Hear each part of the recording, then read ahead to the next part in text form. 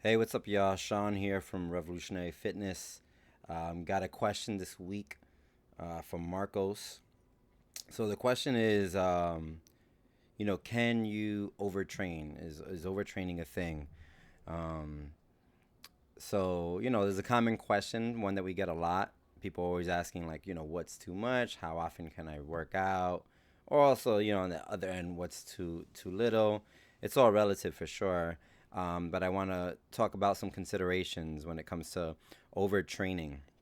So here at Revolutionary Fitness, we're not really of the mindset that one can overtrain per se. Um, More so, what we focus more on is under recovery. So that's more what we see as a common issue. Not so much overtraining, but under recovery. So not recovering well, not recovering enough, not giving enough time for recovery, not focusing on recovery at all, kind of seeing it as an ancillary or like a supplementary kind of thing.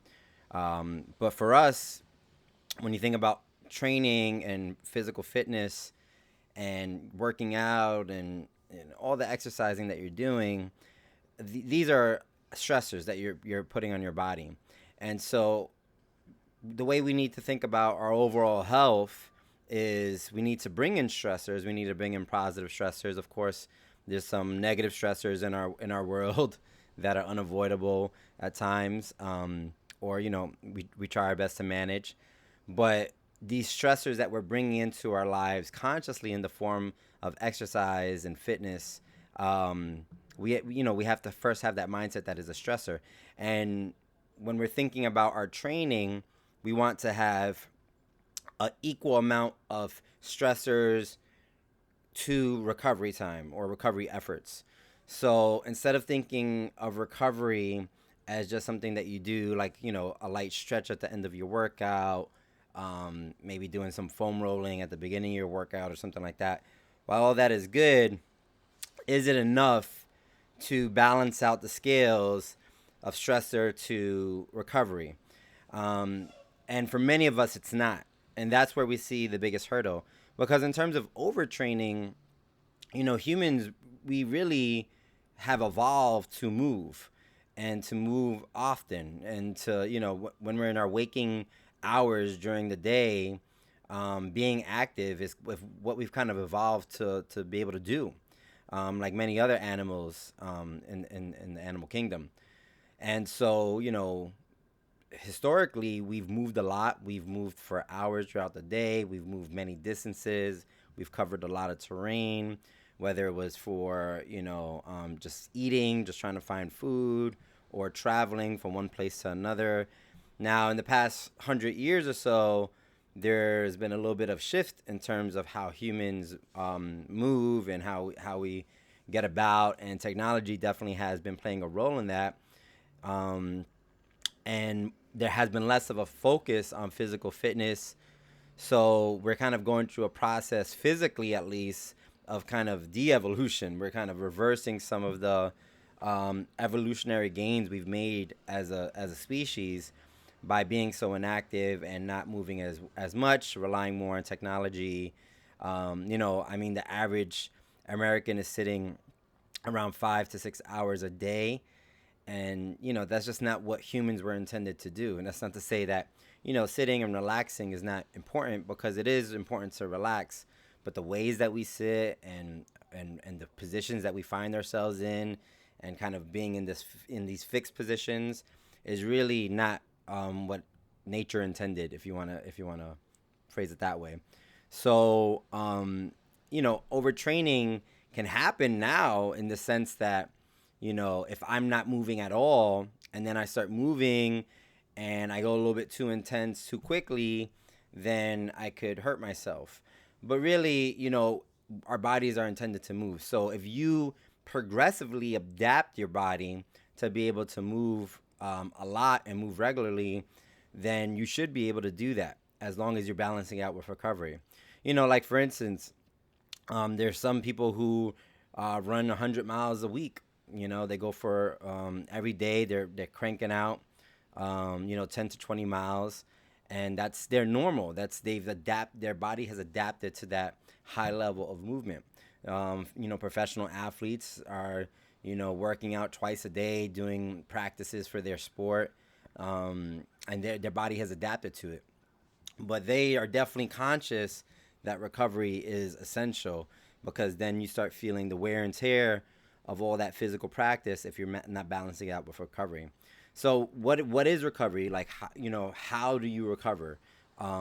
So obviously resting is really hard to do in our society, in a society where we're taught that if we're kind of relaxing and sitting down and just taking time for ourselves, that we're somehow being unproductive, and how we're being inefficient with our time, and terms like being a bum, being lazy, all these things get thrown around, and that's a really unfortunate narrative, because we need to relax, we need to sit down, we need to take breathers, we need downtime, we need to have moments where we're not really engaged in activities, even though we're awake, we're not really engaged in stuff, so that we can just kind of recover. So rest is a big one, and a lot of us are not getting enough rest. We're not sleeping enough at night.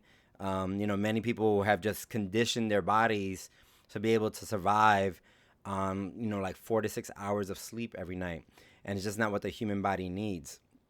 Some people say, "Oh, that's all I need." I've been doing it for years.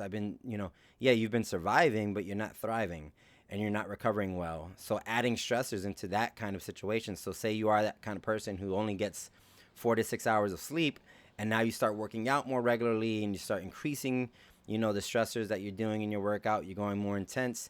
You're not going to have the proper recovery time in terms of sleep, in order to make the kind of progress and gains that you want to make.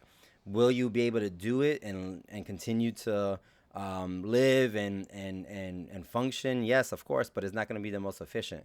Now, some of us, it's unescapable. We have to, go through periods where we're not getting as much sleep and our recovery is limited. But that's something that we need to be conscious of. So, for instance, if I am that 4 to 6 hour a night sleeper, maybe I'm not working out, 5 days a week, an hour each day. Maybe I'm spreading it. Maybe I'm just working out 2 to 3 times in a week. Maybe I'm just working out for 10 to 30 minutes, because I understand I can't put my body under too much stress, because I consciously know I'm not going to be able to get as much recovery time, because maybe I'm working too much, maybe I'm in school, maybe I'm a parent, whatever it is, some avoidable things are not allowing me to get the recovery that I need. So we need to be conscious of that. That's not to say don't move and don't exercise. It's just understand the gives and takes that you have to do with your recovery. Recovery is also found in our nutrition. So if we're not nourishing our body with good food, real food, if we're not getting all our, micronutrients, our vitamins, our minerals, then our body's not going to get what it needs to nourish itself, recover, build, keep our energy high. And so a lot of us, especially in the U.S., are eating really processed food diets, high in sugar, a lot of, stuff that's, we're told that it's food because it's in the supermarket and it's on the shelf, but really it's not doing much for our body. And in fact, it's probably damaging our body and causing cellular degeneration. So we want to eat real foods, nourishing foods, more plant-based foods that are going to encourage nourishment, recovery, make our bodies feel better. That's the kind of stuff that we want to be getting into our system. So that's part of your recovery. If you're not doing that, then you're not going to have optimal recovery.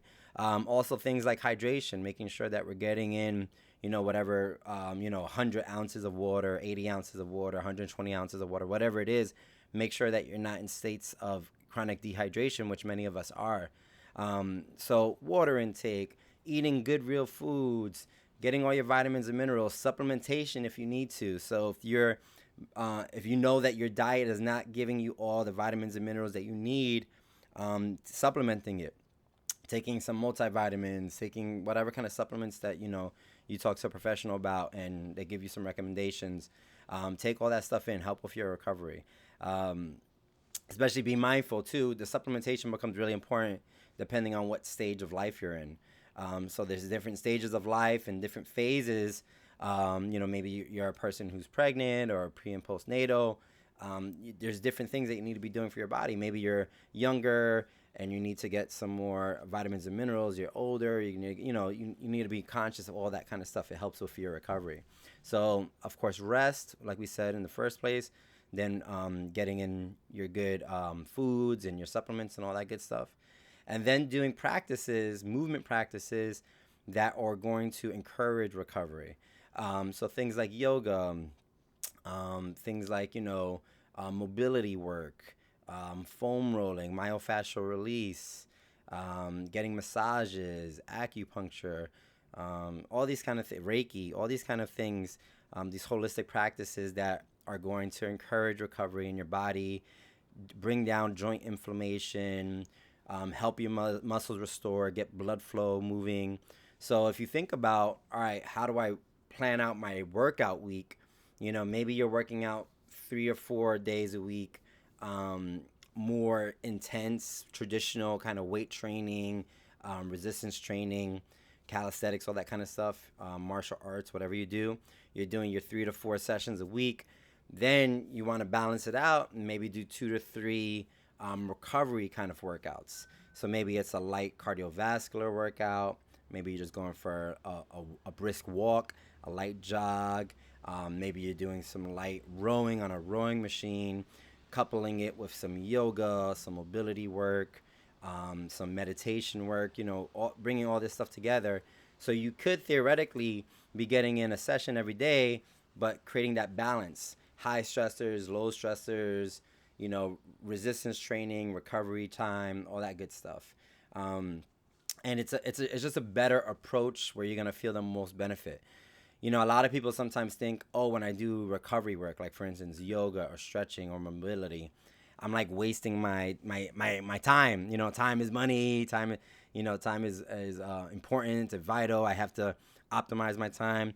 And so they want to like, oh, if I have an opportunity to go for a run, for my mileage, I'm trying to, do my 5 or 10 miles or whatever. Let me do it. Let me get my run in. Let me get my workout in.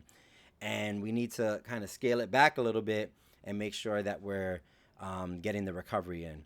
And then the fourth thing I want to mention in terms of recovery, of course, we could go on for a long time with all the different things you can do with recovery, but is to encourage love in your life. And that's not to sound like too much of like a hippie dippy kind of stuff, but make sure that you're loving to your partner, make sure that you're loving to your family, make sure you're loving to your friends and people that you're interacting with.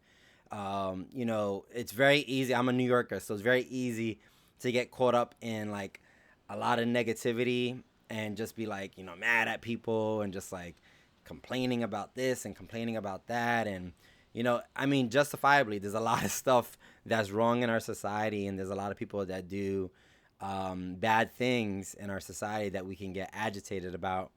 And it's not to say don't get angry and don't get agitated, but be more loving when you can be, for sure, and to the people who deserve it.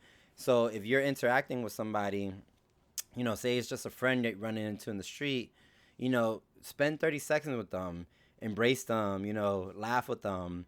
30 seconds is not going to take too much time out of your day, but expressing that love back and forth between you and another person is going to help with restoration. If you create more love in your life and you're embracing others and we're kind of sharing that positive energy with one another and decreasing the negative energy, then we're going to encourage more recovery. There's a lot of stressors in society that come in the form of like environmental toxins, things that we can't control, like, or that we can control, but we can't directly affect on a day-to-day basis, like pollution, for instance. You can control it in terms of like engaging in environmental justice work and, doing your part to save the environment. But, you walk outside and you get hit with some pollution. That's kind of an unavoidable stressor that you're dealing with, toxins that are coming into your body.